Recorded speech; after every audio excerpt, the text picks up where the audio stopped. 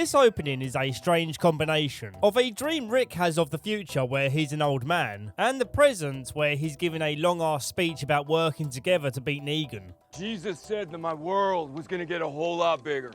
Well, we found that world. We found each other. I feel like this is the same speech he always gives. It's become a bland experience for me. But then Ezekiel comes along to add some cheese into this bland sandwich. For he today that sheds his blood with me shall be my brother.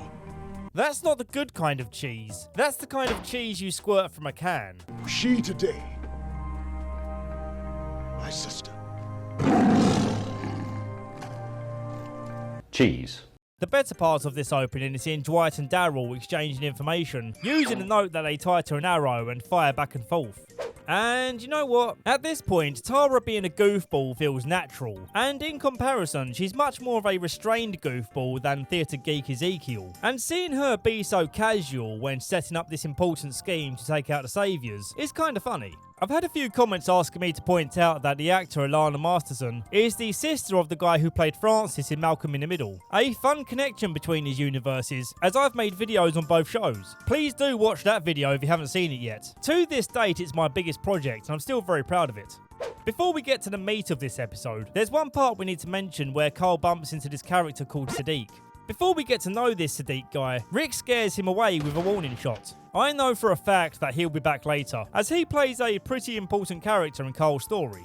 The gang get to work, taking out various outposts and lookout points. And with the walkers now heading towards the sanctuary, they pull up outside of Negan's gates, and offer the Saviours a chance to change sides or die. So they surrender, and you and your little piss patrol doesn't kill them.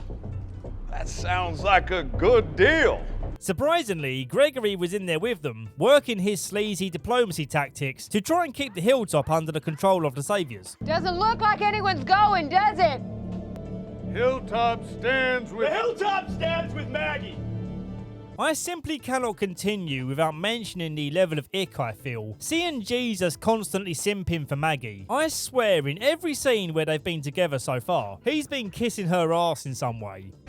I thought he was doing the horny kind of simping, but while collecting clips just now, I find out that he's actually gay from this dialogue. I always found it hard getting close to anyone. Neighbors, friends, boyfriends. Boy, I hate it when my jokes get ruined by research. Well, he's still a kiss ass, and I don't like that. Rick counts them down before reaching his limit and opening fire. 7. We have now entered what I like to call the numbing phase, because for the next chunk of episodes, you're going to be subjected to the constant sound of gunfire. After a while, it starts to just become background noise to the story.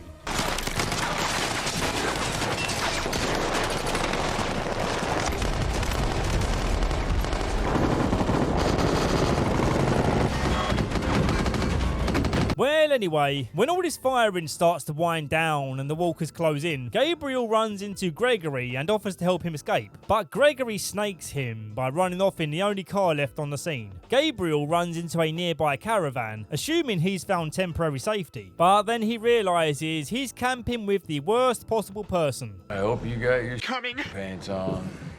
What? Coming. Pants. Because you are about to Coming. your pants. One of the weaker openings in my opinion, but the Negan and Gabriel stuff will be interesting to see.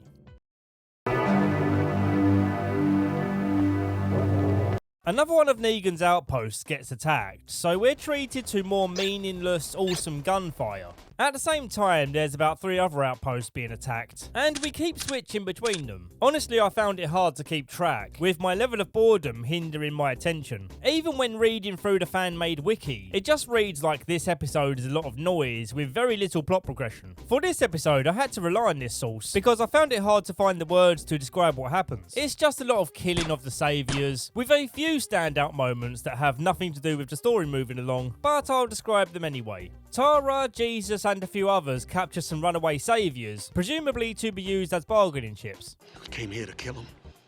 We're supposed to. They surrendered. It's not what we do. After Rick slaughters an entire outpost, he realises that he just made a baby an orphan.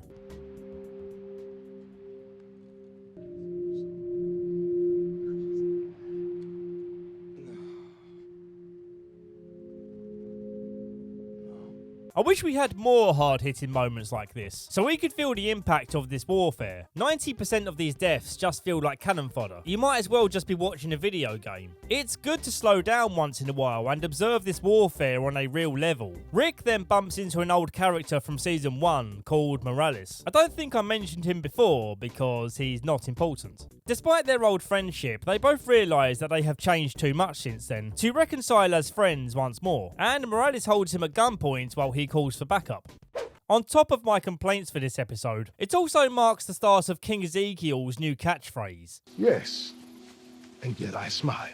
I can't fully rationalise why this catchphrase irritates me so much. I feel it in my core, I just hate non-essential repetition. And just for the sake of giving a character some form of charm. You may not even win. And yet I smile. If anyone else empathises with this feeling, please comment down below, so we can share our grievance together. If you believe I have been too dismissive of this episode, just know that it's one of the worst rated on IMDb.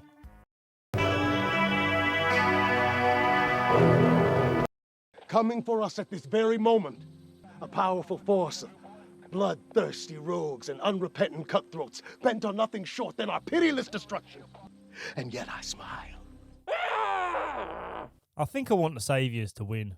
Aaron's boyfriend Eric gets severely wounded in the gunfire, so Aaron takes him to a faraway tree so that he can say his goodbyes. The saddest part by far is the visual of him walking away as a walker to join a nearby herd. Aaron desperately wants to stop him, but this rando reminds him that he's gone now. It's far too risky to go over there and take him out. This was a different way to show loss, and I appreciate the artistic vision.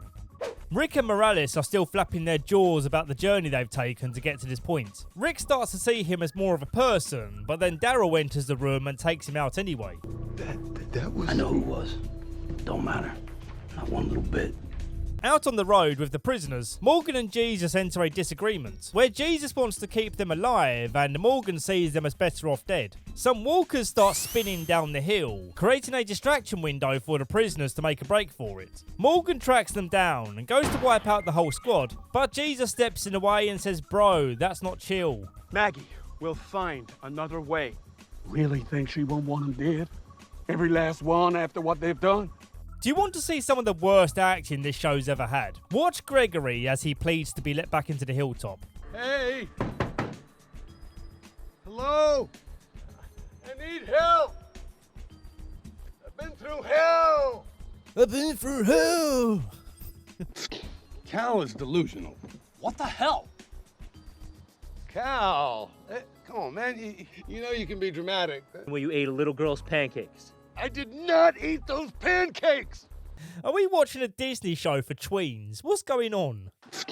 Cal is delusional. What the hell? Cal! Maggie isn't willing to allow Gregory inside, knowing his betrayal of going to the Saviours. But Maggie also deems him not worth killing, so he might as well come in. She does, however, want to kill the Saviours that Jesus brought home. And what's this? Jesus disagrees with Maggie. You know what they've done to us, what they've taken from us. Of course I do. But they surrendered. Jesus. How could he disobey his queen? Ezekiel and the kingdom reach the compound, and they believe they've cleaned out the Saviours, which pleases Ezekiel greatly. But this cheesy smile gets wiped off his face when he sees a sniper in the building.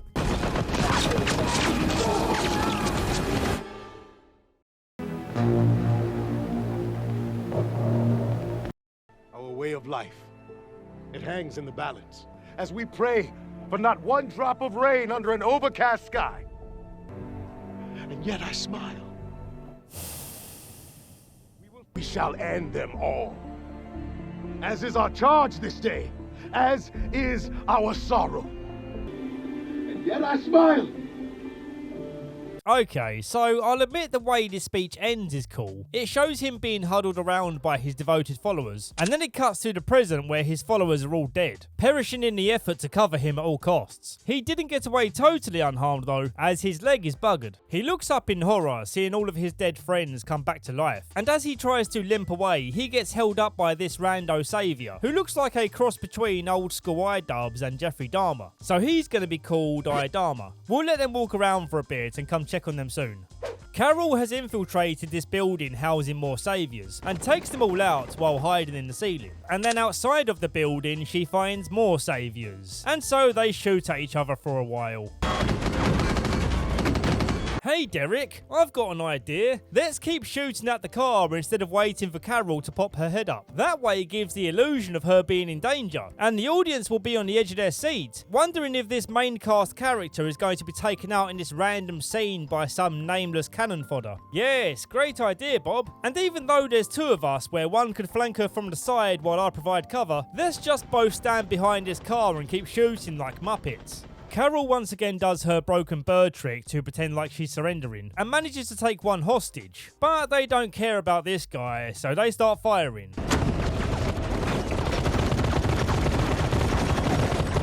Oh dear, that doesn't look good for them, does it? Well, now's a good time to check back with the king. Dharma persists in calling out Ezekiel as just some guy cosplaying as a king, and it seems like none of the kingdom survived to follow him. They stop every couple of minutes or so to have what feels like the same conversation. Then Dharma lifts his weapon to take him out, and then gets axed in half by this guy. Forgot his name. Jerry. Jerry's determined to stick by his king while they spend their remaining energy taking out walkers. Carol then saves the day, but some saviors escape in this truck carrying a gun supply. Out on the road, Rick and Daryl chase it down and run it off the road. Job done. Meanwhile, Ezekiel and co come to a halt, seeing the stream they have to cross is filled with walkers. Carol and Jerry clear a path with Ezekiel holding the walkers back, insisting that they go on without him. Can't leave you, Your Majesty. Come on, man, just go! You're my king! No, I'm not! I'm not your king! I ain't no king. I ain't nothing. I'm just some guy. Just as Ezekiel renounces his title as king, Shiva jumps in to come to their aid, but she's soon overwhelmed by the walkers. It's kinda sad. I'm more upset that we won't get to see her kill more saviors. But on the plus side, the show's going to save money on the CGI budget from now on. Ezekiel returns to the kingdom as a broken man. Will he fully step down as king? Let's keep watching to find out.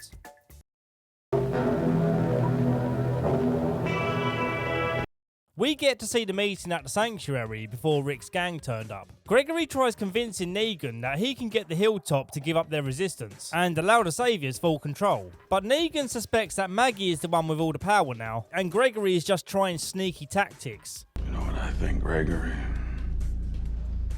I think you're playing both sides. It's here when we see Simon starting to diverge from Negan's way of thinking, where he suggests that they kill the resistance.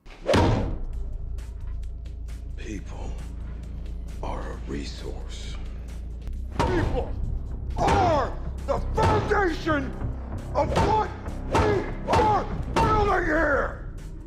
Cut into the present, we finally see what happens with Gabriel and Negan. And true to his character, he keeps Gabriel alive, and the two share their perspectives on leadership styles from either side. Gabriel believes that he can convince Negan to behave like a good boy. I think I'm here to take your confession.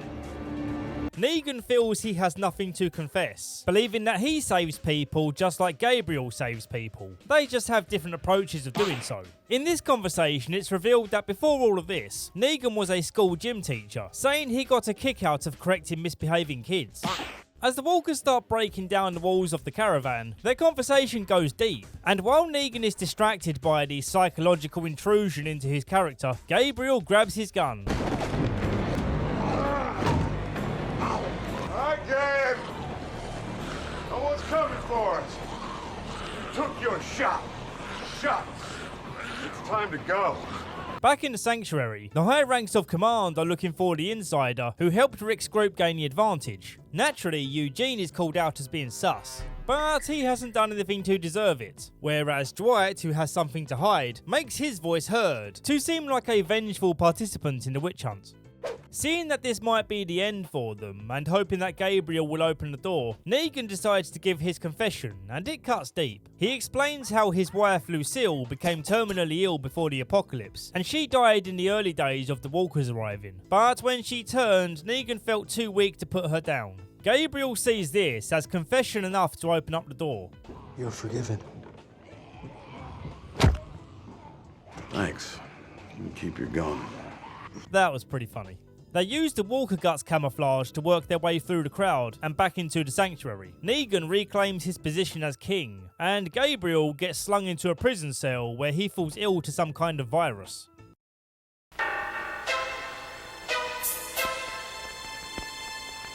For some reason, Rick, Maggie and Carol are sending each other letters, which I don't really understand why, as they see each other quite frequently. Also, they all have walkies to call each other with, making this method of communication feel kind of pointless. We cut to Jadis, who for some reason is making sculptures while wearing nothing but an apron. Now, I'm not attracted to Jadis in any way, but why is this kinda hot?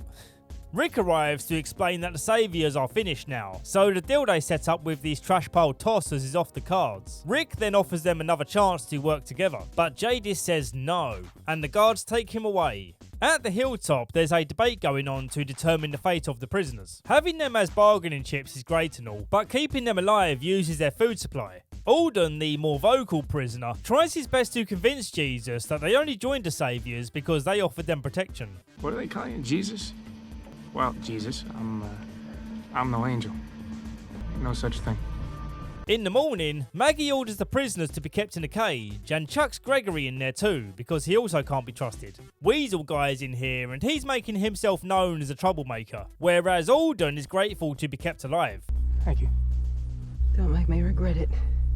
There are two great parts in this episode. I'll start with Carl finding Sadiq and offering him some food and water to show he means no harm. Why? And my mom told me that you gotta do what's right. Sort of know what that is sometimes, but sometimes it's not. He wants to set an example to Rick by showing that they can trust in people again. Then they fight some walkers where Carl struggles to get the better of them, but still manages to take them out. A seemingly insignificant event, but if you know what's coming, you'll know why I mentioned it. The other event is Michonne and Rosita following the sound of music to this old warehouse, and while sneaking around they get detected, causing a fight to kick off between Michonne and whoever this is. Rosita holds up this guy, and then we get this amazing moment. Baby girl, you're not gonna use that thing. I can't decide if that looked amazing or stupid. Regardless, the immediacy of this guy being blipped out of existence made me laugh. The woman saviour makes a break for it, in this van that's hooked up to stadium-grade speakers that were going to be used to draw away the walkers from the sanctuary.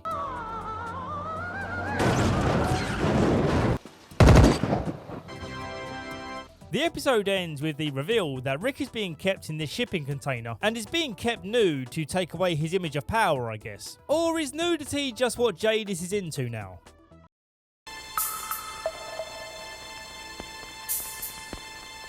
Turns out Rick's not nude, he's got some pants on, which is good for us because he's currently spinning around for a photo shoot. He asks why this is happening, and of course when she answers, it's not in the typical human way of speaking. Sculpt you. After. After what? After. Eugene has a private discussion with Dwight to say that he knows it's Dwight that's been helping Rick, but if he agrees to stop now, he will keep this secret from Negan. He then observes the impending doom of the walkers outside, conferring with Laura about how much time they suppose they have left before the walkers break down these walls. Apparently there's a deleted scene where they boink each other, knowing that this might be their last day on Earth. And I so wish they kept that scene in. Not because I want to see them boinking, but this realisation of hopelessness and desperation would have given Laura's character more depth. I think I insultingly referred to her simply as biker chick before, and this hard nut biker lady says he can have anything he wants. But the more her character is on screen, the more interesting she becomes. One of Negan's wives pays Eugene a visit and asks if he repaired her radio as requested, a question which confuses him as to why she would care given the current circumstances. Are you not distressed that we're trapped? I was already trapped here. This conversation reveals that he's been drinking to get himself to sleep at night, suggesting that while he is Team Negan, the guilt of what he's doing plays heavy on his mind. Talking about the radio gives him an idea, in that he can fly a toy plane over the walkers blasting music to lead them away from the sanctuary. But as he's about to start, Dwight holds a gun to him. Eugene rightfully states that he could end up dead either way, as Negan is relying on him to solve the problem and will punish him for failing. And the possibility of that happening is far greater than Dwight pulling the trigger.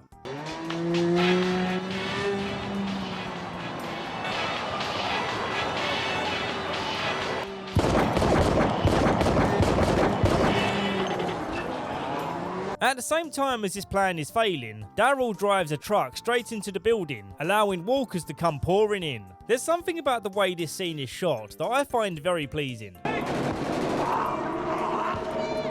I love the way Eugene's humbled back down into showing his cowardice again, watching his safe space crumbling away. In the intensity of this moment, he tries convincing Gabriel that he's not weak, and that his devotion to Negan is a testament to his will to survive. And for as long as Negan offers this protection, he will keep on serving. But then, when he goes to rat out Dwight to Negan, he can't bring himself to do it.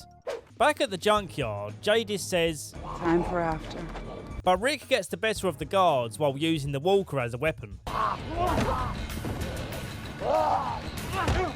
He then overpowers Jadis and threatens to feed her to the walker if they don't let him go. Jadis finally agrees to join Rick in their fight against the Saviors, but as he leads the way into showing her that the Saviors are surrounded by the walkers, he sees the massive hole in the wall that Daryl made, meaning they are all dead inside or they've escaped.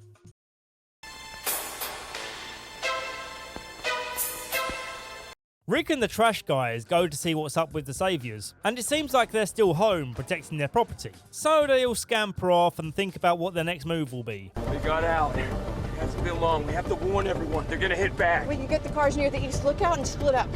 On the way to see the beach girls, Enid and Aaron camp out overnight, and Aaron spots someone approaching their car, so he hops out to investigate. Enid hears him in trouble, so shoots her from the back. But oopsie doopsie, it turns out that was Moana's grandma. And the next time we see her, she's a floppy fish ghost in the ocean, or whatever. Okay, I think I've taken this Moana joke as far as I can, and if I don't stop myself now, who knows how far I'll go. You suck! Her actual name is Cindy, and this whole ordeal is probably going to affect relations between the two communities. That's just my expert prediction. That same evening, the Saviors are on the attack again in 3 different places. The first is on this road where Simon has stopped Maggie's convoy, threatening to kill Jerry if they don't give up their guns again. Maggie agrees to the trade, but bizarrely asks for the wooden coffin that they were about to bury Jerry in. Slight correction, it's not a bizarre request. I made a mistake in not noticing that Simon shot someone in the back of Maggie's car. When he pulled the trigger, it looked like he shot away from the car. Take a look at where Simon is supposedly standing, as suggested by the direction that this Saviour's looking at him. Nah, Gary.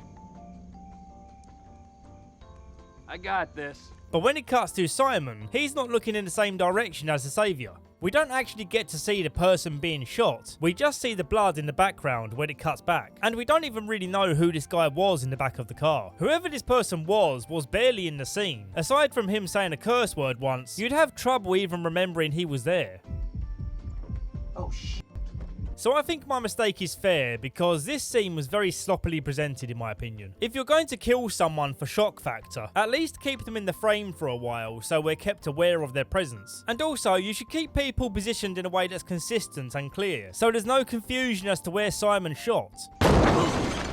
The second place the Saviors attack is the Kingdom. They say they won't leave until they have the King, who will be brought to Negan to answer for his actions. Long story short, they eventually corner him, and we find out how this situation concludes in the next episode.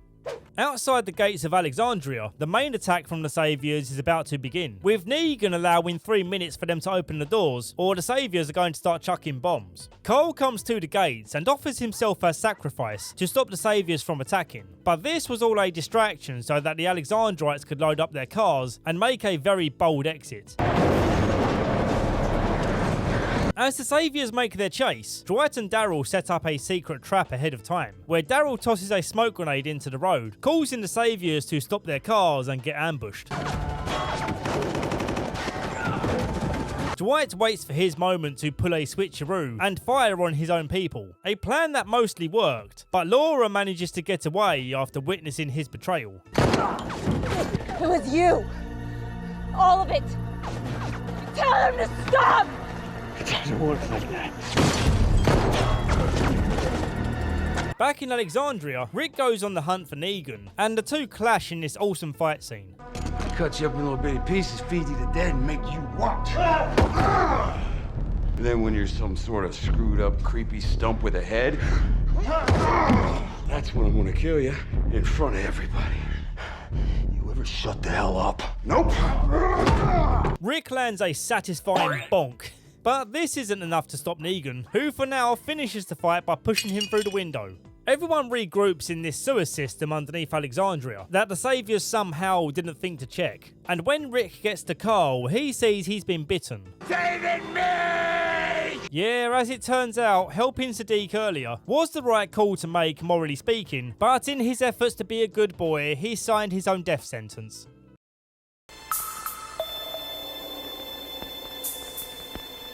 Looking at his bite mark in the mirror, Carl decides to make the most of his time that he has left by acting as if nothing happened to him, and also doing nice things like taking pictures with Judith and helping the community with chores. It's a really nice way to wrap up his story, rather than have it just be another gloomy event. I mean, obviously it ends in a gloomy way though. And I do have a minor complaint, in that Carl's death is drawn out for the entire episode. Once it's been established that someone's going to die, can't you just do your audience a favour and get on with it? Give the character a nice farewell speech for sure, but make it feel more special by being short and sweet. Towards the end of his death scene, I felt like I was waiting for a bus to arrive. You know that even though it's taking its time, at some point it will arrive, but you can't help but feel irritated by the fact that you have to wait. Fucking die already. Just give up and die. This part makes up the bulk of the episode. The rest is just seeing Morgan and Carol coming to the aid of the king by taking out the saviors one by one, and then surprisingly Henry steps up to take out the leader. Towards the end, we get another dream vision of the future where Negan's still alive, and more surprising still appears to be an active member of the community. Good morning. Good morning to you, darling.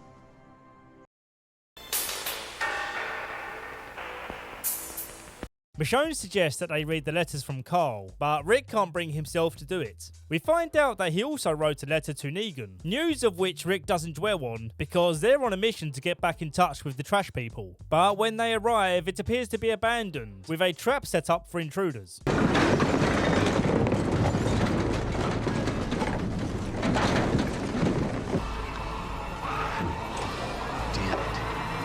Simon's getting frustrated that Negan's standard plan isn't working on Rick's group, once again suggesting that they try something else. Negan once again reminds Simon of their mission statement, but Simon still isn't convinced. What we do, saving people, it is hard, but it damn well works.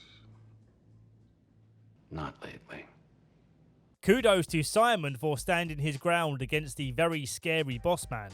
There's a knock at the door with a delivery from Hilltop. Remember this box? It's the one Maggie got from Simon. Well, inside it has one of the prisoners that Maggie shot in the previous episode. And I've just realised I forgot to mention it. That's Dean.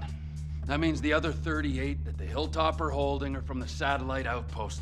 Those are my people. I'm gonna kill every last one of those farmers. We can't let them get away with this shit. You will do your job! Ooh. You're hard, showing off. Enid and Aaron. That's hard for me to say, those two names. Why do they have to be together? Enid and Aaron.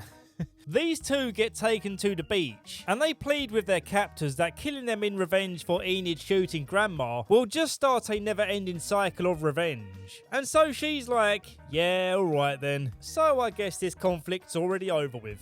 Simon goes to the junkyard and insists that they apologise for their side deal with Rick. But the trash guys don't seem interested in making friends with the Saviors again. Not that they've shown any emotional interest in anything before. This is one of the key moments where the Saviors seem desperate for allies, which weakens their level of intimidation. Negan is graciously willing to forego any punishment, provided you agree to revert to the agreed upon terms of our deal. You do that, all is forgiven. Some crazy good luck, right? Simon then makes his first big move of defiance against Negan and orders his unit to wipe them all out.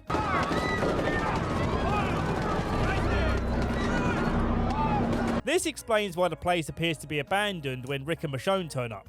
Simon goes back to Negan and lies about what happened, and then we cut back to Rick and Michonne, who are now dealing with the trash people who turned Walker.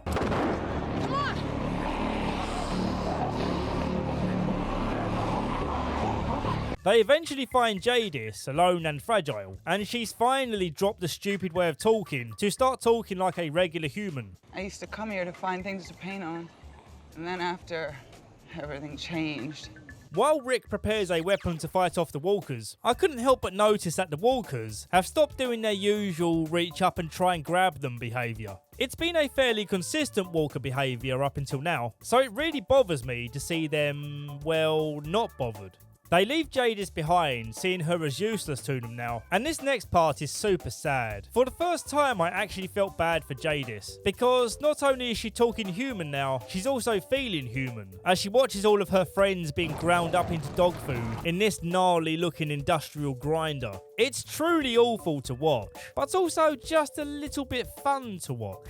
Rick almost has an emotional breakdown as Michonne reminds him of what Carl wanted for their future, so he pulls over to get some fresh air, and he decides to start reading Carl's letter. Not the one he left for Rick, but the one he left for Negan. He radios Negan and gives him a truncated version of his letter, revealing that Carl's dying wish was for peace. But Rick says it's too late for peace. Peace sells, but who's buying? I love how Negan genuinely cares that Carl died. God damn it. I am sorry. In my mind, this shows that his old days of coaching kids is still with him. He still cares about young people who show promise for a bright future. And ultimately, it shows that even monstrous people like Negan have hearts. Negan's grief turns into anger as he blames Rick for getting him killed, and says that there's no more hope of victory for him, as he just keeps on losing people by refusing to quote unquote be saved.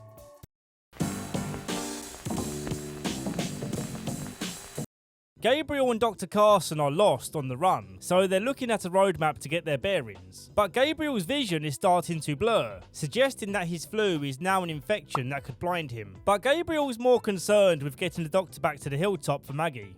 On the way, they stumble across this old cabin, where as luck would have it, they find antibiotics, and even luckier still, some car keys and a map, which confirms that the area they're currently in is not too far away from home. The antibiotics work to bring down his fever, but his eyesight is still in peril. You did it. I think I might have had some help. Dwight advises some of the group that there is one path that the Saviours don't patrol, that if taken will lead this group back to the hilltop, but Tara is stubbornly against trusting him, and even makes an attempt on his life. Killing me right now. Like this? What's that gonna do? It's gonna make me feel a hell of a lot better. Just as Tara chases him down to finish the job, a band of Saviours pass by and talk about heading in the direction of their group. So Dwight puts himself on the line, pretending that he went looking for Rick's gang but found nothing in the woods. Back to Gabriel and Dr. Carson. They hop into this truck, but they get held up and taken away by the Saviours. And when the doctor goes to grab a gun to retaliate, he gets shot down. Come on, man, that's the doctor, damn it! That's our asses. No! The last storyline to mention is Negan pressing Eugene for a theory as to how Gabe and the Doctor escaped, but for some reason he doesn't think to suspect Eugene, even though he's clearly got the closest ties to his old group. But whatever. He assigns Eugene as a leader of a new outpost, where he's going to be in charge of manufacturing bullets. Gabriel's brought along and forced into being part of the production line. With Gabriel having limited vision, personally I wouldn't have placed him into such a crucial role as sorting parts for bullets, and maybe into a lesser role like sweeping the floor. Eugene also gives Negan the idea of coating their weapons in walker blood, so that any minor injury they inflict on the hilltop people will turn into a devastating blow when said person turns walker. I thought Negan said people were a resource and not to be killed unless sending a message. I'm sure it could be argued that this is a message, but it's more like a dramatic early morning wake up call. Let's just move on to the next one.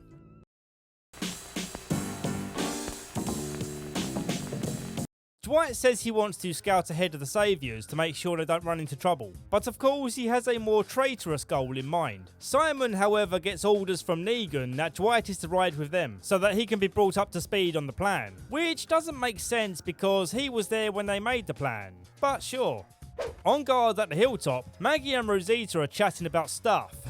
You can tell I paid attention to this conversation. And then Maggie sees this mysterious looking box in the distance. When they retrieve said box, it has a note attached to it saying, "Fill the box with stuff and we'll give you the key to the future." Oh, so mysterious. The payoff is more boring than you could ever imagine. It's just a woman trading knowledge and food for music records. And when the trade is complete, she leaves. Forever. Yep, this is the last time we ever see her again.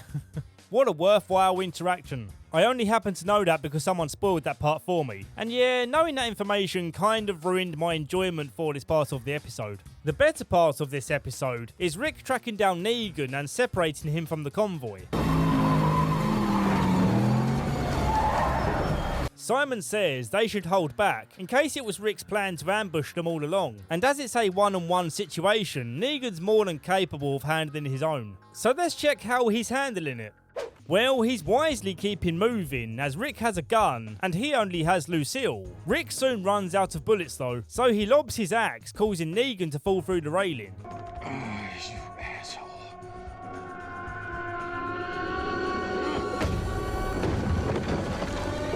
They spend a good amount of time stalking each other through this big building, Negan offering Rick a new and better deal in the hopes that he will stand down. But Rick says he couldn't trust that deal considering they killed the trash people, news of which Negan is only learning just now. So Simon's surely going to have a big punishment coming his way. The tension ramps up when Rick picks up Lucille and lights her on fire, sending Negan into a rage.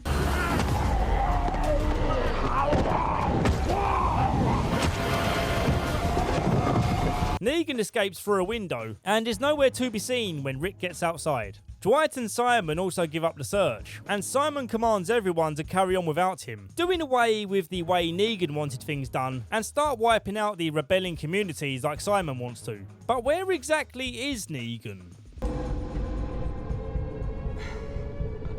Well, shit. Shut up.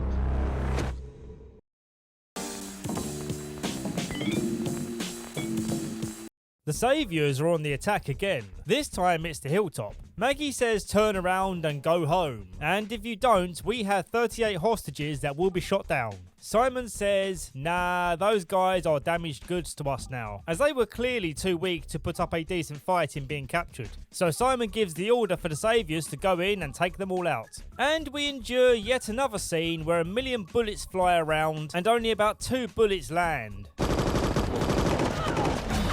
Alright, I'll admit that's an exaggeration, as some saviours do die, but they're nameless saviours that are only scripted to die to make it look like something dramatic is happening. But if we're being honest, this is just filler. There's even a moment where Simon tries sneaking the saviours towards the house, where the hilltop wait to ambush them. Damn it, no!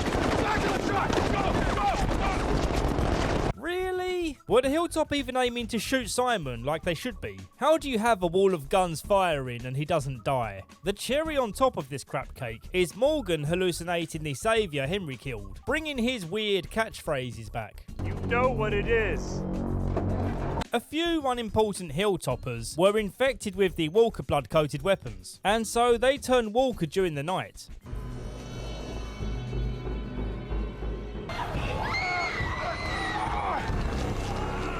This part was fun to watch. While that's going down, Henry opens the prisoner cage and demands to know who killed his brother. I had to go way back to remind myself that it was Weasel Guy who killed his brother, and admittedly to remind myself who Henry's brother was. One of the prisoners turns Walker and creates a distraction for some of the prisoners to break out.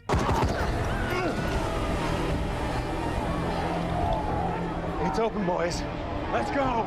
When all this commotion settles down, Alden explains that he and some of the other prisoners did not want to go back to the Saviours and were happy to stay here, in a bid to show where their loyalties now lie. And it appears that the Saviours who did run back also took Henry. Some of the Saviors said Henry broke into the pen just before the others escaped.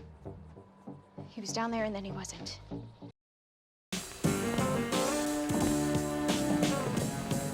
I like the opening of this one. It shows how Jade is played dead while the Saviours took out the rest of the trash guys.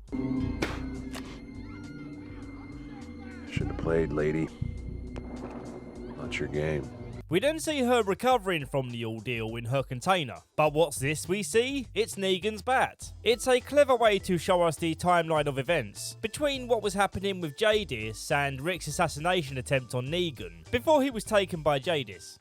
Back at the hilltop, Daryl is erring on the side of suspicion that Dwight didn't warn ahead of the attack, whereas Tara is now on the side of believing that he has converted to the good side, but he was in a situation where he couldn't send warning. Tara's faith in him is supported by the fact that while he shot her with one of the Saviour's weapons, she didn't turn Walker like the other people did, suggesting that he wiped off the Walker blood from the arrow before shooting or something. Rick still hasn't read Carl's letter, but Michonne has, and asks if Rick is ready yet, but he's keeping his mind occupied with the survival of the group. An understandable avoidance of closure, considering how much this man has already lost. Michonne urges him to read it, knowing that it was basically Carl's dying wish. Back to Jadis, she has Negan tied up, and he's trying to explain that killing her friends was not an action he ordered or condoned. A moment which is followed by this extremely lame fake out. But I know, in some way I can help get it back. That we don't...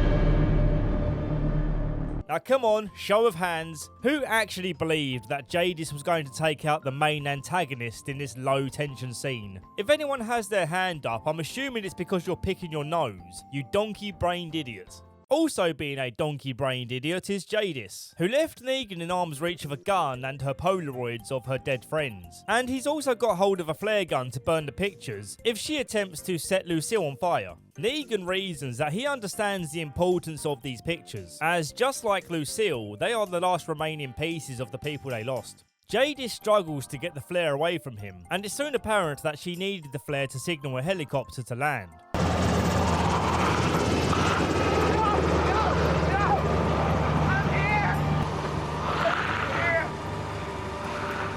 Jadis, frustrated by this, again goes to burn Lucille, and Negan pleads that if she stops, he can make it right again. A very interesting scene, slightly let down by the stupid part.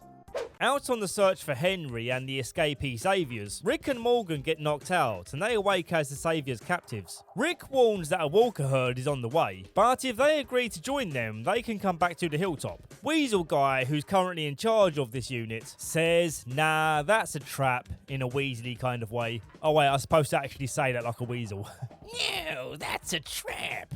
Was that more Weasley? He may have been right about it being a trap, but Rick wasn't lying about the Walker situation. Walker! Surrounded! Yes, we've already killed you.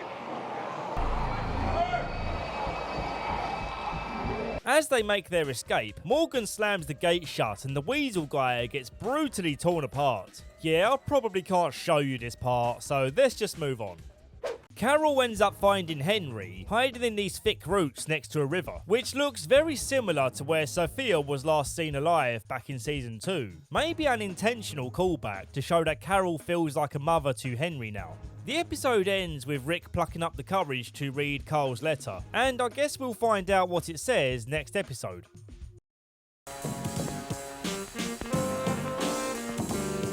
Well, would you look at that? Rick's reading Carl's letter, and it's a memoir of all the good times that Carl recalls from life before The Walking Dead arrived. I remember school, and going to the movies, and Friday night pizza, and...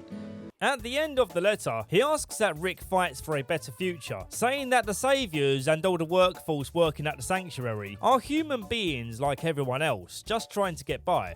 At the sanctuary, Negan has found his way back and calls for a meeting to put things in order again. Priority number 1 is asking Simon to explain his actions at the trash heaps, but Negan does the smart thing by giving him a pass, considering that his army is getting weaker in numbers by the episode. He lays out plans for surrounding the hilltop when Eugene has finished making the bullets. Speaking of which, the production line was going quite well it seems, but Gabriel was caught making mistakes on purpose and is therefore suspended from the line. Eugene then goes outside to do some bullet tests and gets taken by Rosita and Daryl. He tries to talk his way out of it, but Rosita is tired of listening to his excuses. You're selfish, and you're a coward, and you're a traitor.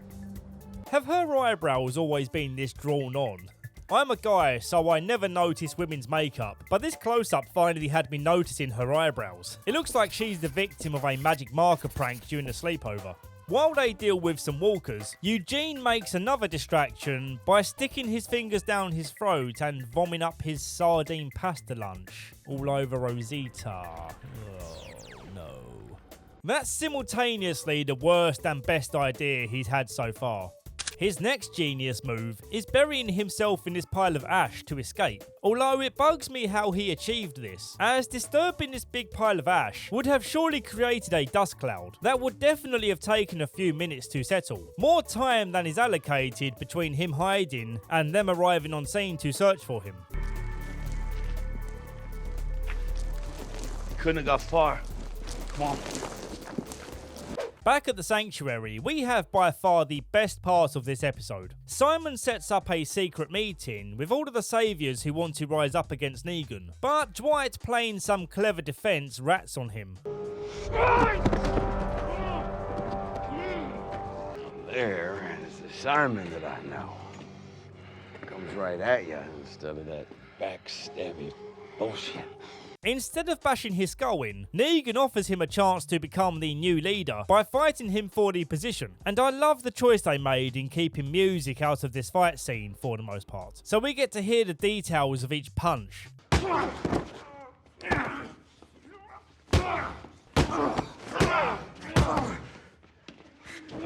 Of course, Negan comes out as the victor, but man, what a legendary character Simon was. I'll be honest in saying that at the start, I felt he was no different from your average moustache-twirling villain, but over time he grew to be a complex guy, and towards the end you really sympathised with him. Dwight takes the opportunity to warn Gregory of the upcoming attack and sends him on his way to alert the hilltop. This amazing part of the episode continues as Negan walks Dwight back to his room to pretend that he's happy about Dwight becoming his next second in command, only to reveal that Laura has returned to the sanctuary. I ran, and I kept on running. I was hurt, but what kept me alive was the thought of getting back here and exposing you for the scum weasel you are. Negan knew that Dwight would warn Rick's gang of the attack, and therefore made sure that Dwight saw the fake plan, so that the others in the background can form a new plan to catch them by surprise. Back in the factory, Eugene goes full steaming mad on bullet production, and orders Gabriel back on the line, as he needs help in this move to change Saviour history. The last part is Michonne reading out Carl's letter to Negan in an effort to change his mind using a softer approach than Rick, but Negan's not sold on it. We also see the Walker version of Simon tied to defence. What a gruesome last image of this amazing character.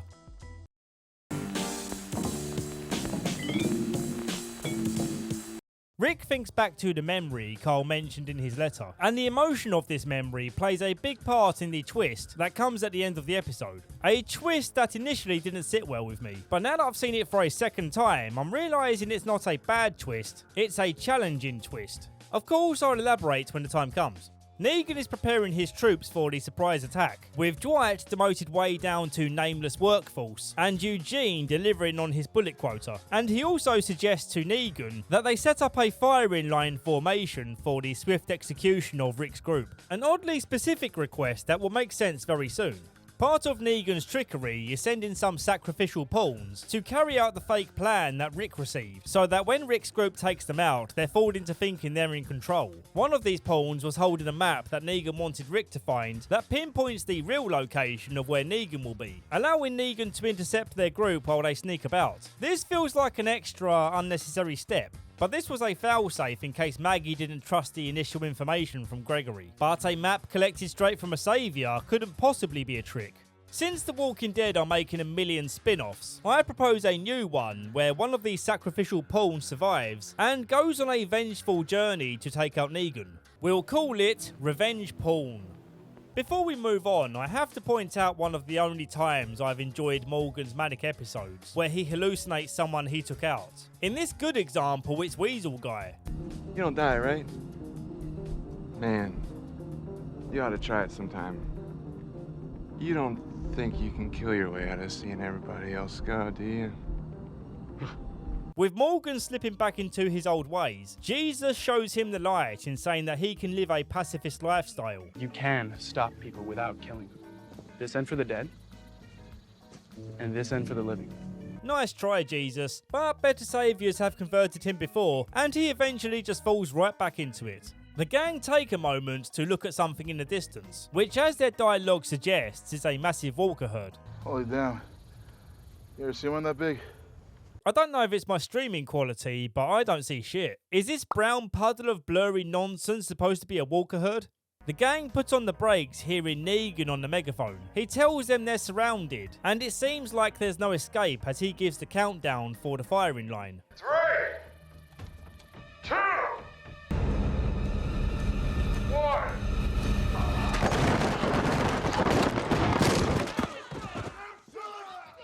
Man, Eugene making the bullets backfire like this is the only Chad move he's pulled so far, but it's by far the best comeback for a character. Negan's hand is all busted up, allowing for some of his captors to land a punch or two, but he gets away, and I love the anger in Maggie's vengeful cry. He's running!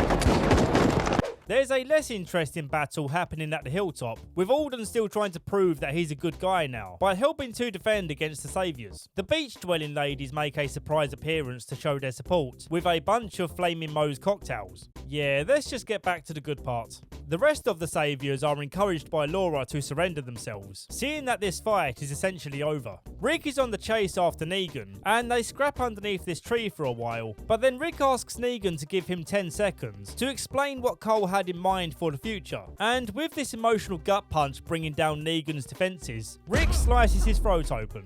As Negan lies on the floor bleeding out, Rick ruminates over his decision, thinking back to the memory with Carl when life wasn't so messed up, which leads him to the conclusion that this isn't the way forward.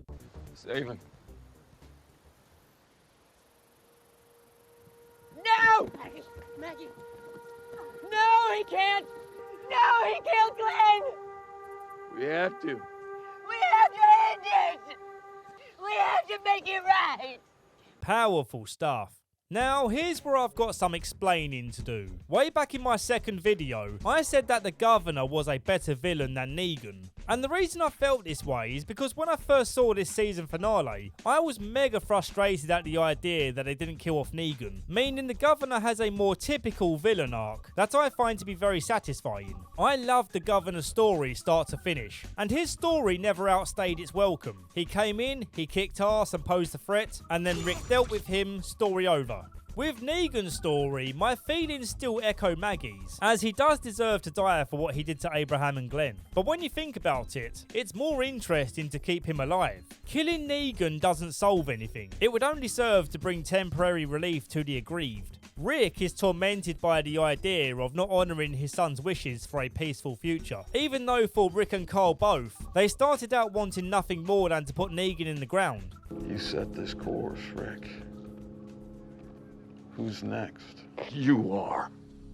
Keeping him alive sets up an interesting idea that the gang might be split into two opposing groups. Those who want to see him hang versus those who want to keep him alive in Carl's honour. What is keeping Negan from being my favourite villain, however, is the fact that I know he's still alive by the end of this show. And that's thanks to the existence of a new spin-off show called Dead City, where he's journeying alongside Maggie.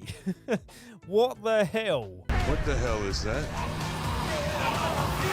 The ending hits your emotions hard, with Rick responding to Carl's letter in this moment of closure. I forgot who I was. You made me remember. You showed me the new world.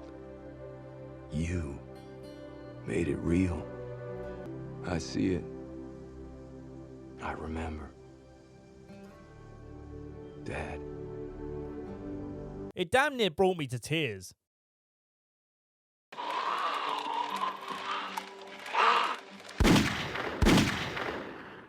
As I predicted, or maybe I just remembered, the group is now split, although things seem amicable between the towns. We see Rick's group taking some farming equipment from this museum. And before we continue, I have to praise the opening credit sequences for Season 9.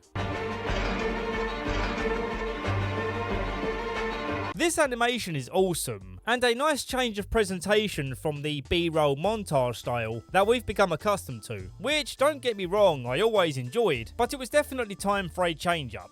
I also kind of love this museum scene. It's not all that important to the story, but seeing these walkers underneath this floor/ceiling sets up the obvious but nonetheless enjoyable moment where the glass gives way and Ezekiel dangles like a meaty piñata.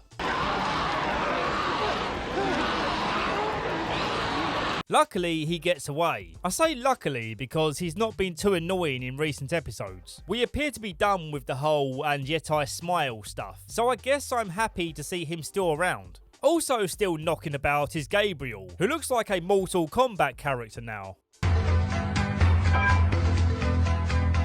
And he's become pals with Jadis, whose actual name we find out is Anne. Let's just keep calling her Jadis. There's a bunch of new faces we'll be meeting in this season, but for the sake of my sanity, I'll only be introducing the ones who I like, or have some decent scenes. Same goes for the new relationships that form, like Ezekiel and Carol. I raised my eyebrow at this one, thinking that Carol was done with relationships, but Ezekiel is the kind of loyal lover that treats his ladies like queens, so for Carol, this isn't a bad upgrade from where she started.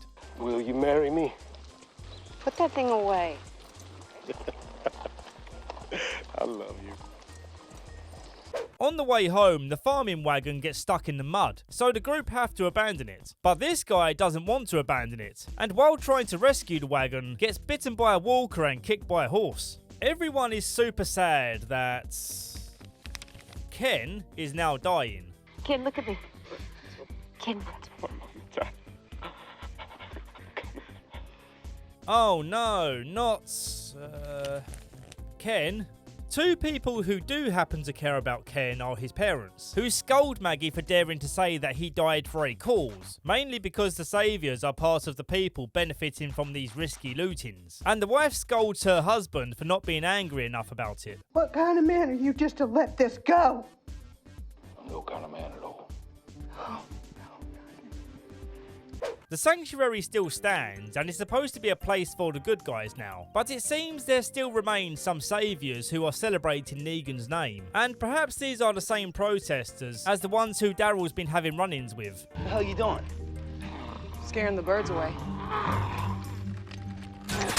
Daryl, seeing the literal writing on the wall, sees that this uniting the nations idea is a fruitless venture. What feels natural for Daryl is a life on the road, and he openly desires to have that back. After Ken's funeral, Gregory pays the parents a visit, in the hopes of convincing them that he needs to be their leader again. And as he explains, that's only going to be possible with Maggie out of the picture. And from here they plan a murder attempt, where Gregory tells Maggie that someone defaced Glenn's grave, and then Ken's dad goes in for the kill.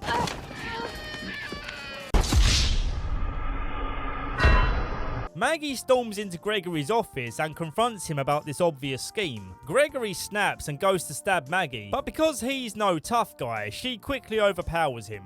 The next night, Maggie orders his execution, which would be harder to watch if it wasn't such a douche. It would be even easier to watch if it wasn't pixelated for YouTube. Patreon.com/Hausenberg Films. A couple of people have commented saying, why wouldn't I just watch the regular show, which is uncensored? And to that I say, there's likely a few reasons why you're watching this recap instead of the regular show. And hopefully one of those reasons is because you like my commentary, which you get more of in these extended versions, along with the removal of censorship. So, patreon.com/Hausenberg Films. And now let's move on to episode 2. You can die behind these bars, you know that.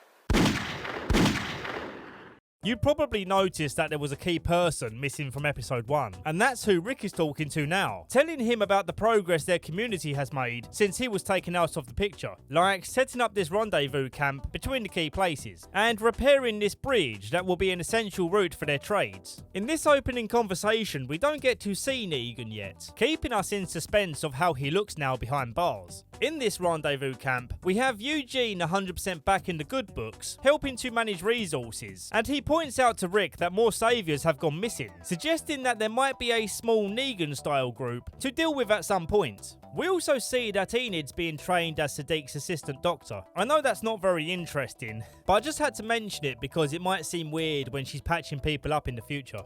Maggie is against the idea of sending their food surplus to the sanctuary, as the Hilltop are currently unable to farm crops. So we can already see how things aren't going as smoothly as Rick made out in his opening speech to Negan. Further proof to this is this saviour demanding more water while he works on the bridge, causing a fistfight to erupt with Daryl. Rick breaks them apart and has a cool-down meeting to discuss a way forward. Again, Daryl doesn't see much good for the future, with Carol inclined to agree. Maggie is also facing pushback in banning Ken's mum from seeing Ken's dad, while he's locked up for the attempted murder. Their names are Tammy and Earl. Michonne tells Jesus to stop being such a simp and argue against Maggie if he doesn't agree with her banning.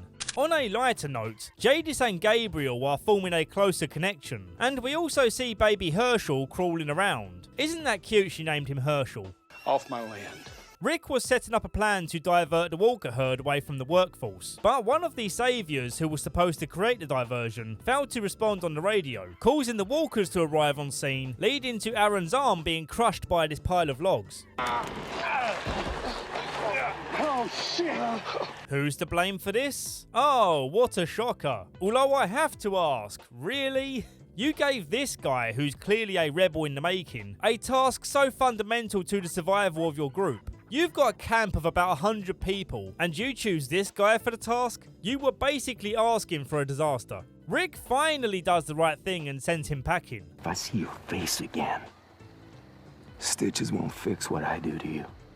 While in a lookout spot, Jadis sees her helicopter guy flying overhead, indicating that whoever she was dealing with before is still keeping tabs on things. With that, we have a couple of more events to wrap up the episode. The first being the saviour that Rick sent packing, getting killed as he walks away by some mystery person. And lastly, we get to see what Negan looks like in his cell. And he's still confident that Rick's vision for the future isn't going to work out. When it finally goes to shit, and it will, make sure you come back and you tell me all about that day, too.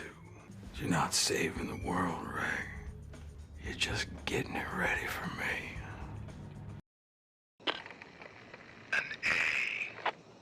Rick is in a frisky mood today, and interrupts Michonne's work to suggest they have a little fun. You want me to stop creating the foundations of a new civilization?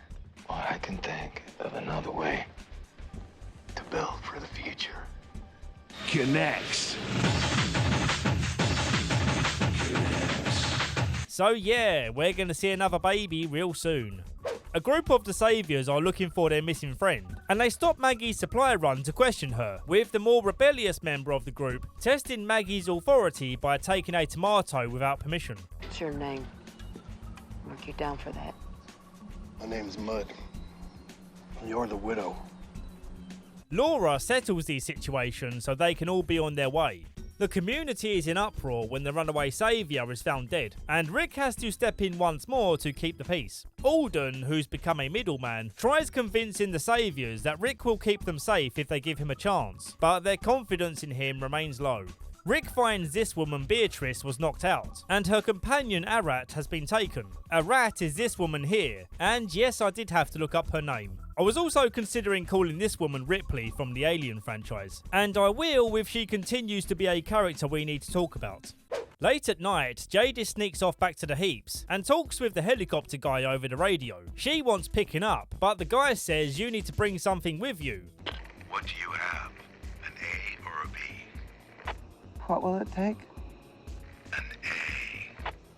Pretty cryptic stuff, and I'm looking forward to seeing what this helicopter guy is all about. Also curious as to what's happening is Gabriel, who overheard what she was saying. She explains that there is a better place that they can both run off to, but Gabe says he won't go, and furthermore has to tattoo on her to Rick, so she knocks him out.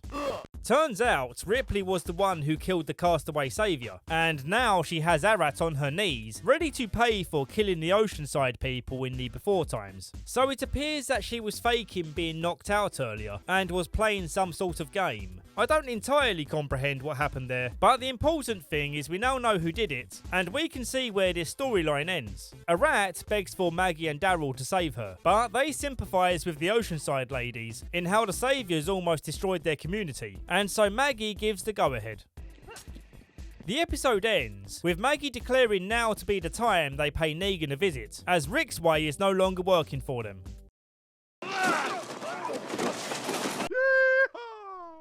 Word gets to Rick that Maggie's heading to Alexandria, so he radios ahead in a panic to get people ready. Maggie, if you're listening, let's talk. I think she's done talking. Daryl offers him a ride to Alexandria, but on the way deliberately takes the wrong road. What is this? You know exactly what this is. This time, man, it's It's gonna go the way it was supposed to. As the two fight, they end up rolling into this deep hole.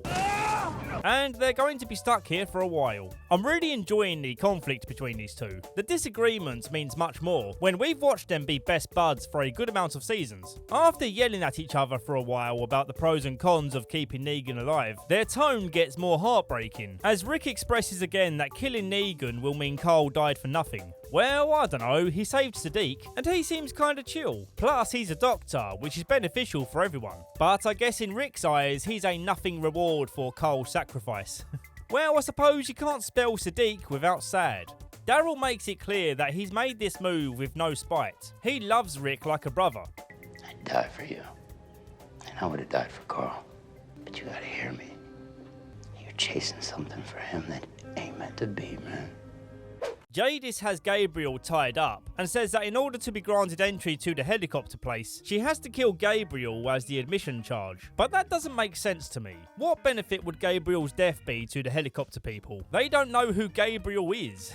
He should mean nothing to them, dead or alive, right? Hopefully this gets cleared up later. Gabe says he forgives her for what she's about to do, and this guilts her into knocking him out instead. Again. He wakes up to a note saying that she's gone, and this makes him very sad because they've been in love for a couple of minutes. The rebel saviour Jed says he knows it's the Oceanside ladies that have been killing the saviours, and so another argument breaks out in camp. The noise of this ruckus reaches Rick and Daryl, who scramble to climb out, but as they try, walkers keep falling down the hole. When they do get out, Rick says he's going to divert the walkers away from the bridge, as their combined weight would collapse it. Daryl isn't happy with this idea and tells him to stay safe. Advice Rick forgot to take, as the clumsy idiot falls off his horse and onto an iron rod. So yeah, he's dead, right? Ain't no way he's still gonna be alive in the next episode. You think I'm an asshole? Man, I don't think a thing, man. I know you're an asshole. Hey, asshole! A very strange but also good opening, as Rick suffers from blood loss hallucinations. He's watching over his old self in hospital, and then these tiny CGI helicopters fly through the window. He then comes to and sees that the walkers are closing in. Wait a minute! So somehow he managed to pass out, have some weird dreams and then wake up again, before the walkers have made any sort of progress towards him. He then spends the next minute lifting himself off the iron rod, before it's revealed that the walkers are now here. And to show you I'm not being a picky dicky, here's a frame comparison from the time he fell on the rod, and then in this shot the walkers have made no progress at all. In fact, the herd coming from the right are now further back.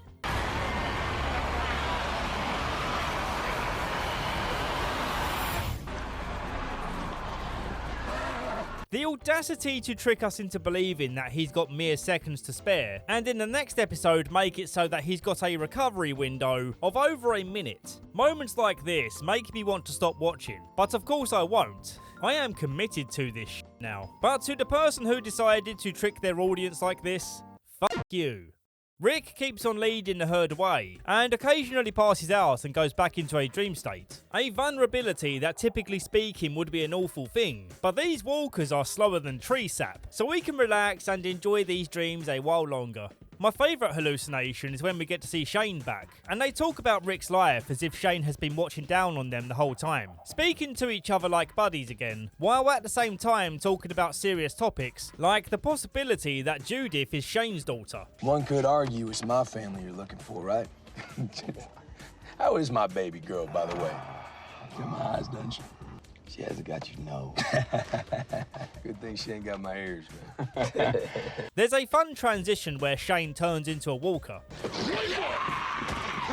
But I feel like they missed the mark in not lining up their face shots correctly. It's a small detail, but it stands out to me. With a little more planning in filmmaking, you could have made this cut less noticeable, and truly give the illusion that his face has transformed into a walker. Back in Alexandria, Michonne tries stopping Maggie from reaching Negan, but she tells Michonne that for as long as he's alive, she can't go on with life. And so Michonne says, yeah, alright then. Negan stays in the shaded side of the jail cell and mocks Glenn's death in talking about it so casually, and to really get under her skin says he enjoyed it. You mean how I cracked open his skull and popped out his goddamn eyeball? how I bashed his big, beautiful brains into the ground over and over while you and his little friends watched. Is that what you mean? But when Maggie demands that he comes into the light to face his punishment, he refuses. She throws him at the wall to get a good look at the man he's become. And what we see is shocking. Please. Please kill me. Why? Tell me! Why should I? So I can be with my wife. So I can be with Lucille. Maggie lets him live, explaining that Negan died in that cell, and keeping him alive is clearly the bigger punishment at this point. We get back to watching more of Rick's flashbacks. This next one with Herschel is my second favourite, where they share a touching heart-to-heart. I'm so sorry for what happened to you. It's especially moving considering Scott Wilson passed away not too long after this episode aired. I didn't care much for the Sasha flashback. It seems to me like an odd choice of person, as these two characters never had much of a rapport. I would have replaced her with Abraham. Or hell, even though I don't like her, even Laurie would have been a smarter choice. She actually meant something to him. His journey ends up at the bridge that he was trying to avoid going to, and he decides that the only way this can end positively is by blowing up the bridge with the walkers on it. Everyone scrambles to save him before he does it, but they're too late.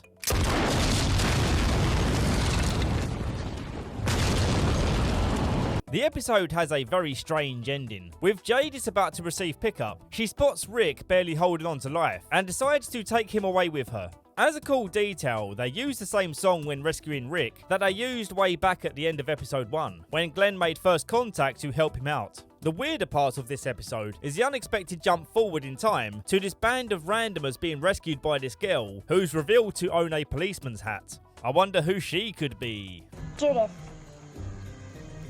Judith Grimes.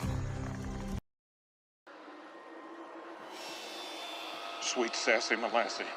With the jump ahead in time, we see that Rick is still MIA, and Carol has long hair now. And then we see Judith trying to bring these strangers into the camp, including a deaf woman. Now, I'm all for the inclusion of different kinds of people, but I failed to see how a deaf person could have survived this long in the zombie apocalypse. I could totally understand maybe surviving the initial outbreak, perhaps bunkering down until supplies run out, but there's not a chance, not even with someone watching your back, that you're going to be able to go place to place without a walker sneaking up on you at some point. The actor is deaf in real life, so it is cool that she found an acting role that accommodates. I just wish the character made sense. Apparently, Fear the Walking Dead pushed this ridiculous notion even further, with a guy in a wheelchair in season 4. As I haven't seen it, I won't comment with any certainty as to how I feel about it. Because for some reason Judith has some level of authority here,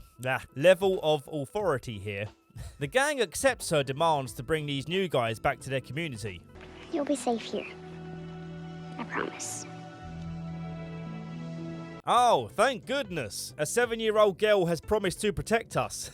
We can relax now. The town has a council meeting led by Gabriel to question the new guys, and to also let them know that as welcoming as they are, they should not be messed with. The new people are Magna, who's an ex-convict, Yumiko, a half-Japanese, half-British woman who's boring as hell, the deaf woman Kelly alongside her boring sister Connie, and lastly we have Luke. The only one who appears to be interested is Magna, as the town gasp at her prison tattoos, fearing she's a bad girl. Yeah, like no one else here committed crimes since the Walker outbreak. Gabriel shows Rosita that they need to amplify their radio broadcasts so that Alexandria can communicate with unknown communities further afield. And it's in this scene where we discover that Rosita and Gabe are now an item. Yeah, I don't buy it either. On the road, Henry runs to the screams of a woman who turns out to be one of the Xaviers, led by the rebel Jed from a couple of episodes back. They take all of Carol's stuff, but the storyline predictably ends with Carol killing them all, although I will say it was done so in a brutal yet satisfying way. I swear you'll never see us again. I know.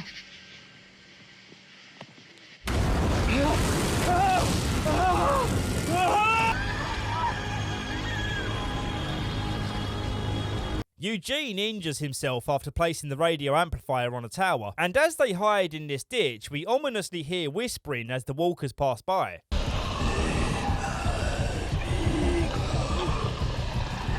let them get away. Subscribe to Hausenberg. In this episode, it's also revealed that Michonne did become pregnant before Rick disappeared, and they now have a son called RJ, or Rick Jr. Boring.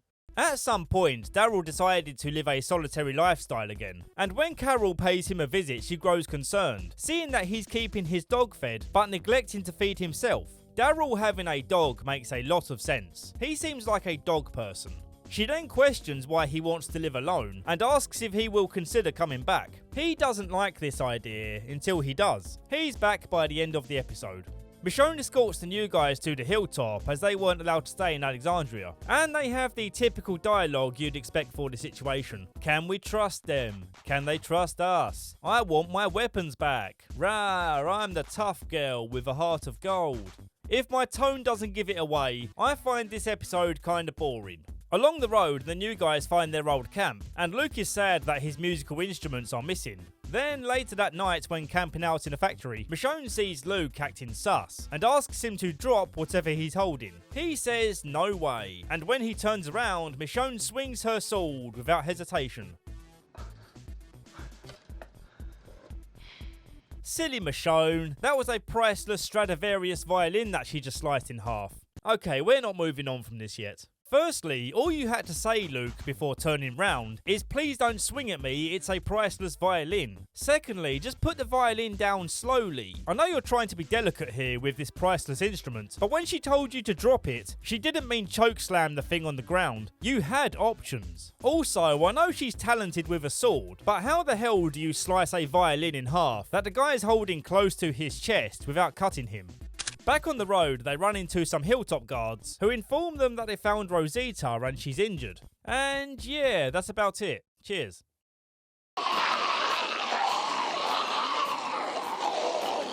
Aaron, Jesus and Daryl are looking at walkers behaving weirdly, and when they walk away, one of the walkers stops and turns around.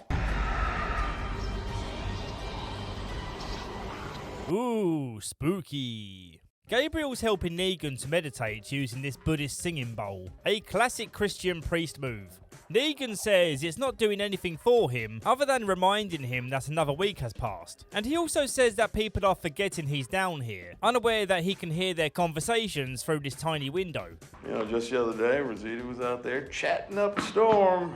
She said some things that you would find very interesting. I don't need you to tell me how Rosita feels about me. Now, who said she was talking about you? At the hilltop, Michonne arrives with the new guys, and for some reason the hilltop are making them surrender their weapons. And I get why you would do this for the new people, but you all know who Michonne is, so why the distrust? I get that relations are in a tense state because of the trade disagreements, but it's not like Michonne is the type of person to cause trouble. Why wouldn't you let her in, you goofy goobers? In this episode, it's established that Enid and Alden are in a relationship now. I know how you feel looking at this, and don't worry, I did check, and she is legal. But she certainly doesn't look legal, does she? She barely looks a year older from the time we first saw her, so that's why this feels so icky to look at. Henry was eyeing her up, but then he sees that the alpha lion took that fresh meat. Prey. He took that position. Oh no. There's no good way of phrasing that.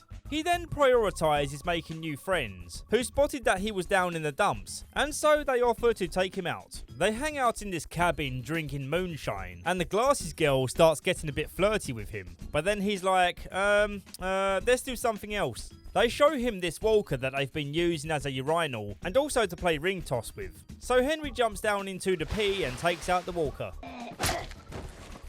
What'd you do that for? If I had to explain it, you wouldn't understand. Daryl and the guys find Eugene hiding out in the floors of this old shack, and he explains that Rosita hid him here while she continued to run. He says they need to get out of there because the walkers are going back and forth looking for him, and he knows they're looking for him because he can hear them whispering. Daryl's dog then starts barking, giving away their position like an absolute buffoon, causing the walkers to head back their way. Daryl splits from the group and tries to divert them, with some firecrackers and the dog continuing to bark, but bizarrely they choose to ignore the sounds. Dog, keep him calm. I don't care. Yeah, shit, I don't care either. The others make it to this graveyard area shrouded in fog, where the herd quickly catches up to them. They make the choice to go inside, believing that this choke point will slow them down, but they find the gate on the other side of this cemetery is locked. They start taking out some of the walkers, but then this happens.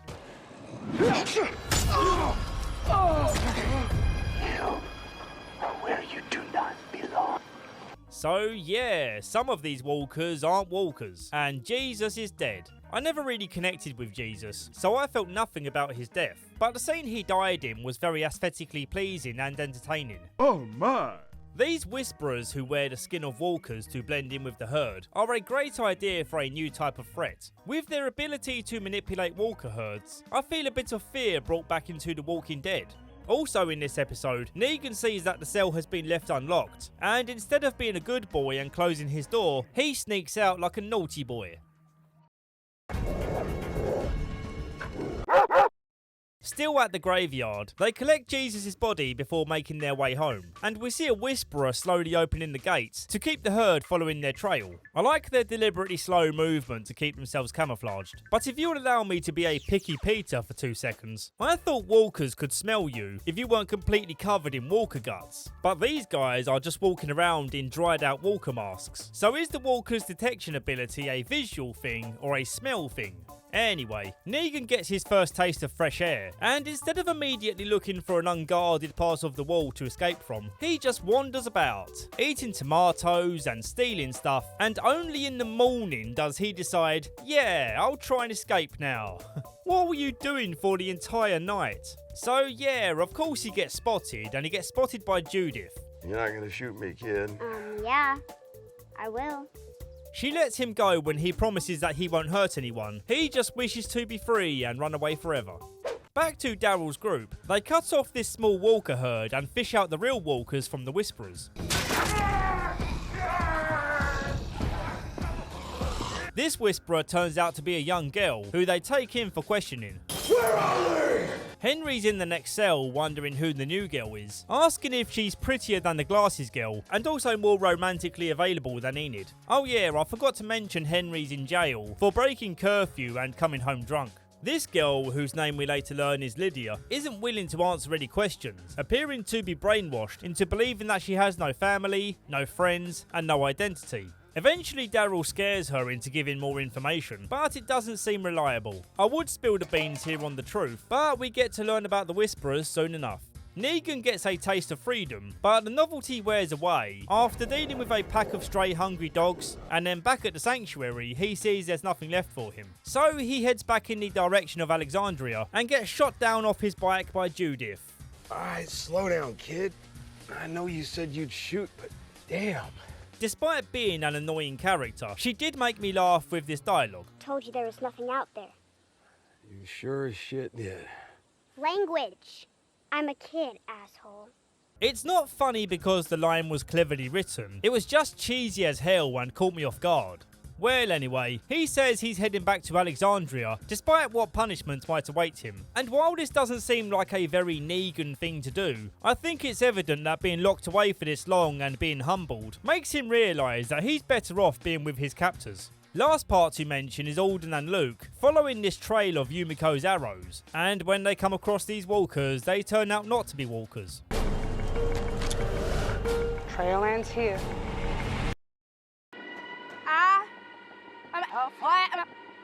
I feel like I've been doing a lot of complaining lately, so for a change of pace, it's time to appreciate the heck out of the good parts, like the opening to this episode. It goes back to the outbreak of the walkers, with this great camera shot giving exposition as to when this is taking place. We meet this family where the dad is panicking and the mum is trying to comfort her daughter, and it turns out the reason we're seeing this is because Lydia is telling Henry all about her family, and she then warns that her mum is the protective type, so you better not mess with her. Back to the flashback, Lydia's dad is saying he wants to head out on the road, as he's becoming unhinged with the stress of being pent up, waiting to die. In a psychotic break, he starts cutting off his beard, stating that even though his wife likes his beard, he doesn't. I know that doesn't seem like a significant detail, but you know me, I only talk about the important stuff, so at some point it will be significant. Daryl has a go at Henry for telling Lydia about their communities, and Henry convinces Daryl that he's being an a-hole in not realising that she's just a young girl who grew up out on the road in the apocalypse, so of course she's going to be messed up. Daryl tries a calmer approach and asks her again about her mum, and this time when she thinks back, it turns out that Mummy was the unhinged one. Pathetic. There is no room for you here. Do you hear me? Do you hear me?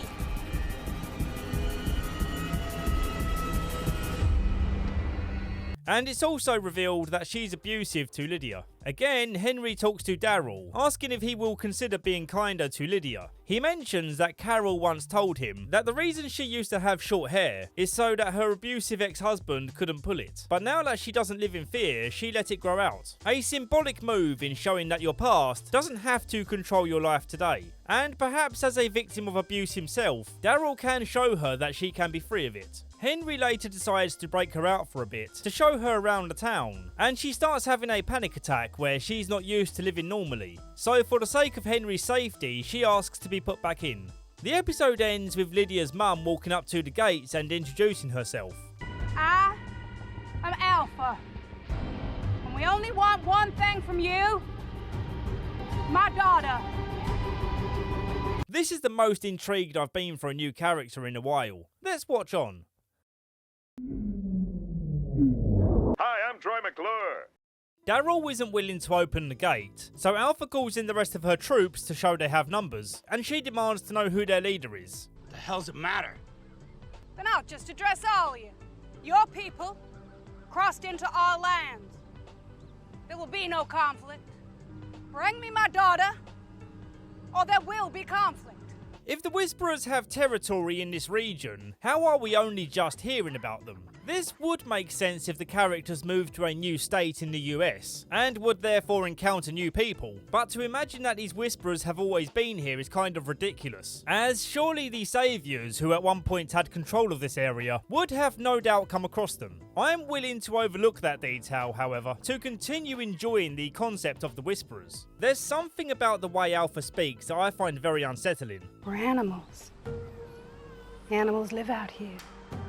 It's understated and uncanny, like she's obviously human, but life on the road living among the dead has made her feral. Daryl confidently states that if they don't walk away, Hilltop has enough firepower to make them history in a matter of seconds. But then he sees that one of them has a baby, and also they have Alden and Luke, who Alpha is willing to trade for her daughter. This next bit is terrible. So while they've been chatting, some walkers approach from the back, and Alpha instructs her guys to lead the pack elsewhere, but then the baby starts crying.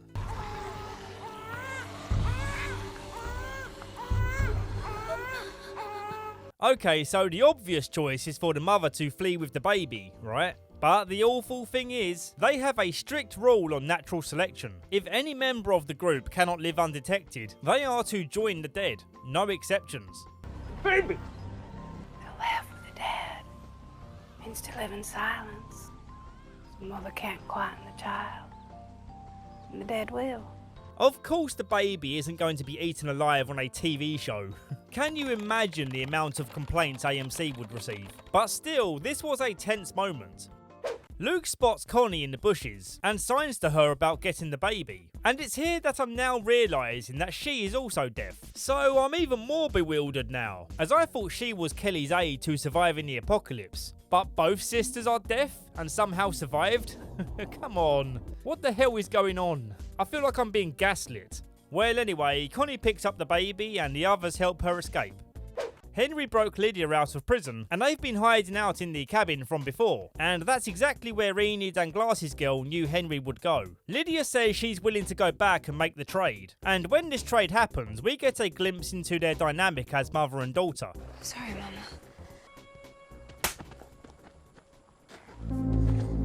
You call me Alpha, like all the rest. That night, Daryl finds a note from Henry saying he can't live with the decision to give her back, and Connie feels the same way. The other storyline is Jerry and Ezekiel's mission to get a projector bulb from this cinema, because they're preparing for a trade fair at the Kingdom, and this presents an opportunity to show kids a movie for the first time in their lives. It's a fun little side mission in a cool setting, with no disasters and only winning results. The pack believes in you. Will you look at that? Alpha interrogates Lydia for details of what she told her captors, and also what they told her. Lydia responds with some selective truths, without giving information that would jeopardise Henry's safety. Lydia's upset at the idea of only being rescued to get information, and Alpha snaps at her. Is that the only reason you came to get me? To get information? What a stupid question.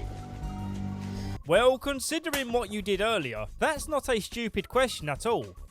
In Alexandria, the council are in dispute about their relations with the kingdom, and some people going on risky side missions without telling the rest of the council. Gabriel not only has that situation on his mind, but also Rosita is preggers. And she says to Gabe if you want to dip out on being a dad you can, but they both silently agree that this baby is a blessing. Wait a sec, the test results are in. Because Rosita shacked up with Sadiq, Gabriel, you are not the father. Making this joke is my way of skirting around the fact that I forgot to jot down when this information gets revealed. Eugene has prepared charts and data supporting the idea that Gabriel should take on the role as daddy, because Rosita is such a good person and he'd be a fool to let her go. But as it turns out, Eugene is doing some massive simping here, implying that Rosita was his queen, and no matter how much he donated to her Twitch streams, she refused to sleep with him. So he says to Gabe, you must treat her right by my standards. Look, I'll admit I don't entirely understand it, but Rosita loves you, not Sadiq. Certainly not yours truly, despite my being head over hammer toes in love with her. Henry gets spotted tracking Lydia, and it's here that we meet my favourite new character in the show, Beta. I've been tracking him since the Glades. He's been tracking us longer. Just him? Just him. That menacing voice and looking like a cross between The Undertaker and Kane is a winning combination. Lydia punches Henry for his own protection, and Alpha orders them to move along, taking him captive so he can't try anything silly. We get an interesting look at how the Whisperers live. It seems they do have a main camp, but there are no walls, no bed, nothing is set up for comfort. It's all about survival. We also see Alpha being challenged by this guy, who says that she broke her own rules. We don't go back for the lost. Never have. Until your cup got nabbed. We gave up 2 of theirs for your girl. Alpha kills his girlfriend, who also conspired against her, before giving him her severed head, and ending him too, because crying over your dead girlfriend is seen as weakness. Alpha herself shows some vulnerability, but only in front of Beta, where she expresses that she suspects an uprising might be coming her way. It's been years since that happened. Felt different this time. The pack believes in you. They're alive because of you. It's good to remind them. Honestly, this conversation is so great, I could play you the whole thing. But we've got more stuff to get through, so go watch this scene for yourself. Alpha puts Lydia's allegiance to the test by commanding her to kill Henry. But luckily, before she has to go through with it, a horde of walkers storm the camp. Then we get this cool reveal that Daryl snuck in using his own walker mask to rescue them both.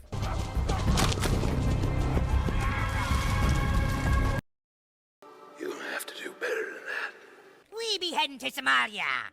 The Whisperers are recovering from the invasion, with Beta offering wise words to the ones who got bit. I'm gonna be one of them. But you will always be one of us. This actor is perfectly cast. He's also in Sons of Anarchy, which I haven't seen much of. Maybe I'll be covering that series at some point. Jerry got mugged and he was given a letter from a new type of enemy called the Highwaymen, and they're threatening to steal from the trade fair or something. It's not really important, because when Ezekiel goes to their base, he tells them about the wonderful things they've collected for the trade fair, and he welcomes these pirates to be a part of it. You're gonna have to do better than that. Carol sells this idea by asking them when the last time any of them saw a movie. Seriously? So you see, movies and TV bring people together. So I don't want to see any pirates in the comment section making old-fashioned pirate threats. Just watch this recap and stop being pirates, just like these guys did. Who the hell are you guys? We're the highwaymen. We're your escorts to the fair. At your service. Lydia is on the run, and Daryl proposes that they hide out in this building where the walkers can't get up the stairs but the whisperers can. Beta immediately sniffs out what Daryl's plan is, and it ends up in this awesome fight scene between the two.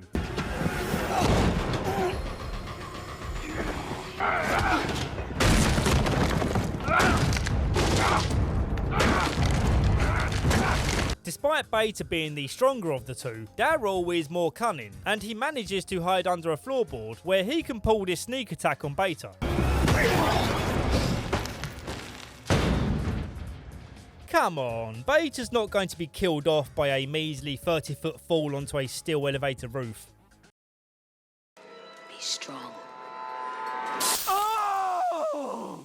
The opening is a flashback of when Michonne was pregnant, and instead of resting up, she's out looking for Rick. Same goes for Daryl, and I guess that's why this episode is named Scars. Something about their scars reminding them that the past is real.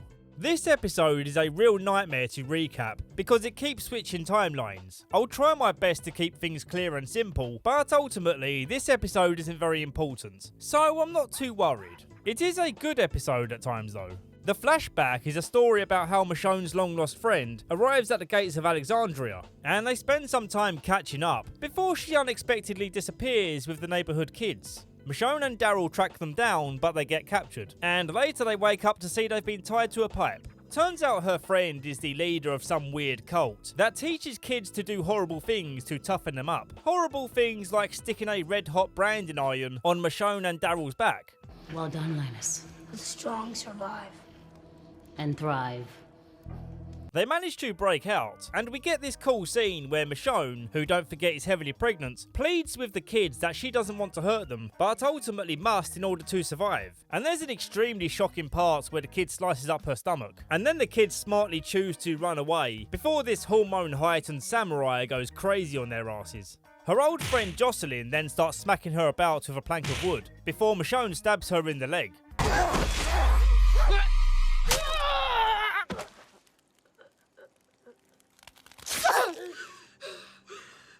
Brutal stuff, but easily a highlight of the season. She pleads one last time with the kids, but they're too brainwashed to see their wrongdoings, so she ends them all. Her rescue of Judith in this flashback is mirrored by the present, where Judith runs away after an argument or something, and she gets found by the end of the episode. Let the first annual Inter-Community Reunification Fair begin! An interesting opening with this one. We see this new couple finding the hilltop, and time passes to show their continued stay there, and then it cuts to both of them dead by Alpha's hands. She's cutting off the woman's scalp to be used for a dark purpose that we'll see very soon. It's finally trade fair time at the Kingdom, and it's all very cutesy and not what I'm into. Before the festivities begin, the leaders all agree to sign this charter, where the communities will start supporting each other again in times of war, something which is likely to be needed with the Whisperers posing a new threat. Lydia and Henry are connecting as they walk around the fair, and he asks her on a date to see the movie later. Our son is taking a girl on a date to the movies tonight. Everything you just said sounds completely impossible. The two dude bros that Henry annoyed play a trick on Lydia by convincing her that Addie and Henry have a thing going on. Also watching over Henry and Lydia's romance is Alpha, who is wearing the hair and dress of the woman she killed, so that she can blend in with the others at the trade fair. I like this moment where Ezekiel talks with her, not realising who she is. Kingdom, it's absolutely amazing. Thank you. I think we clean up pretty well if I do say so myself. Eventually, she gets to Lydia and tries to win her back out of this normie lifestyle, but Lydia isn't budging this time. I was just trying to make you strong, but you're not one of us. You never were. This episode also has a mixed up timeline that I honestly struggle to get my head around.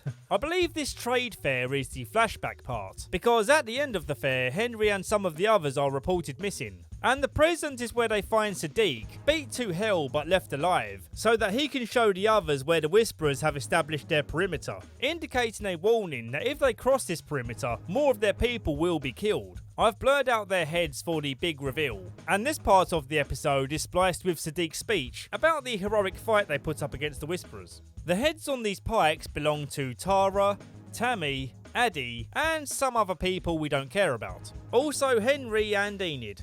As sad as I'm sure these deaths are, it is necessary to weed out some of the lesser characters in this show. Lord knows we have enough characters to juggle with, and I hope we see these numbers dwindle down further, because I've always preferred having a smaller cast to focus the story on. The episode ends with snow falling on the ground. So here it is, we finally have a change of seasons. And it only took us 9 seasons of The Walking Dead to have something other than the summer sun. Get away from there.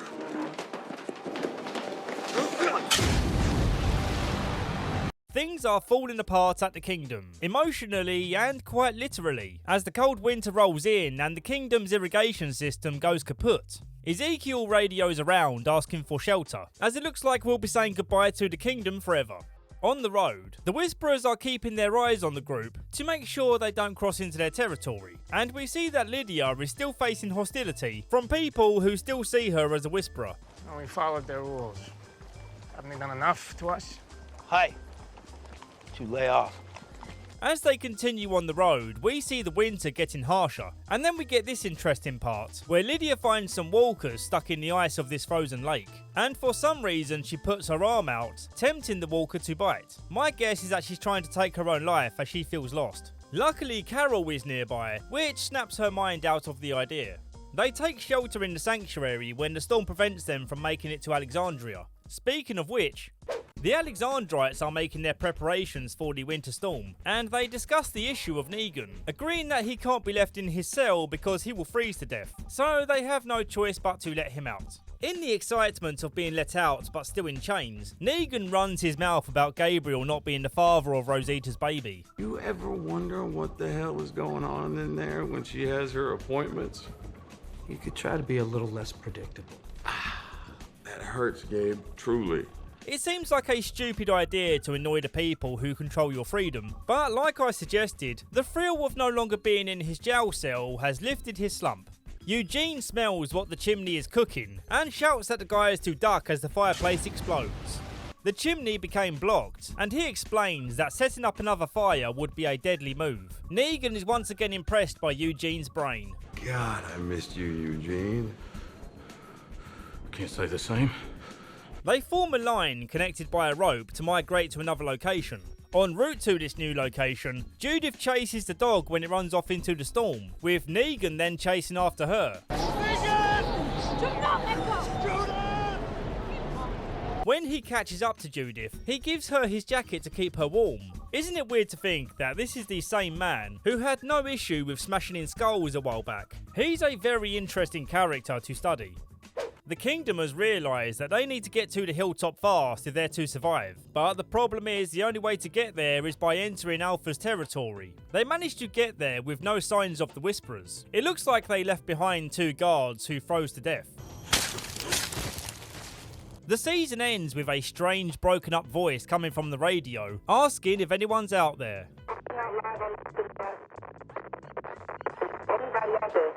So, here we are. We only have one more Walking Dead video left. While this season was quite exhausting at times, it was certainly fun to work on. I want to thank my executive producers, of which I have 2 now, and also my Patreon supporters listed here. The type of videos I make mean I can't upload frequently, so your help is keeping this channel going. And of course my thanks goes to you watching this video. Hit like if you're excited to see how this series ends, and I can't wait to recap it with you.